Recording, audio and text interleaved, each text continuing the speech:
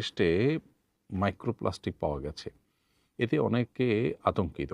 আবার এগুলো ব্যবহার না করলে মুখ থেকে দুর্গন্ধ ছড়ায়। এ ব্যাপারে আমাদের করণীয় কী? প্রিয় দর্শক, টুথপেস্ট এবং ব্রাশ ব্যবহার করতে আমরা অভ্যস্ত হয়ে গেছি। আমরা কে না জানি যে প্লাস্টিক এগুলো আমাদের স্বাস্থ্যের জন্য ক্ষতির কারণ। শুধু টুথপেস্টে প্লাস্টিক পাওয়া গেছে তা নয়, আমরা যে ব্রাশ ব্যবহার করে থাকি, এই ব্রাশ পুরোটাই প্লাস্টিকের তৈরি। এটা অনবরত আমাদের দাঁতে ঘষছি আমরা এবং সেই দাঁতে ঘষার পর নানাভাবে সেটা কিন্তু আমাদের পেটে যাচ্ছে। আ প্লাস্টিকের ব্যবহার স্বাস্থ্যের জন্য, পরিবেশের জন্য, প্রকৃতির জন্য যেখানে ক্ষতিকর, আর সেটার ব্যবহার আমরা কোনোভাবে থামাচ্ছি না, বরং সেটা অনবরত যেন বেড়েই চলেছে।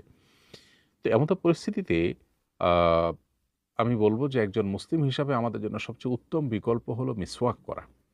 আপনি হয়তো বলবেন যে মিসওয়াকে কি দুর্গন্ধ কাটবে?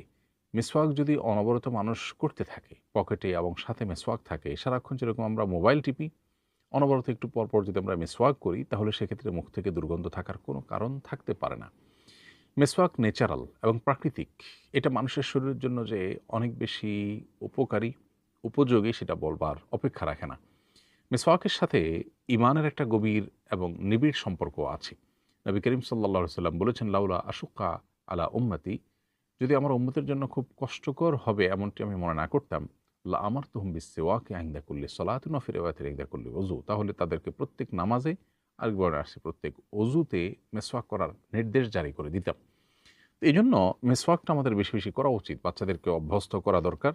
আমরা যদি মেসওয়াক নিয়মিত করি, ৫ ওয়াক্ত নামাজে যদি ৫ বার আমরা মেসওয়াক করি, এরপরে নবী করিম সাল্লাল্লাহু আলাইহি ওয়াসাল্লাম আরও যে সমস্ত সময়গুলোতে মেসওয়াক করতেন, যেমন বাসায় প্রবেশের সময়, খাবারের আগে পরে, বিভিন্ন সময় যখন মেসওয়াক ব্যবহার করতেন তিনি, সেগুলোকে অনুসরণ করে যদি আমরা মেসওয়াক করি, তাহলে সেক্ষেত্রে মুখে দুর্গন্ধ থাকার কোনো কারণ থাকতে পারে না। এজন্য আসুন মেসওয়াকে অভ্যস্ত হই। পকেটে মেসওয়াক রাখি এবং বাসাবাড়িতে মেসওয়াক রাখি। কোনো কারণে ব্রাশ করতে হলেও অবশ্যই আমরা হেলদি টুথপেস্ট ব্যবহার করার চেষ্টা করব।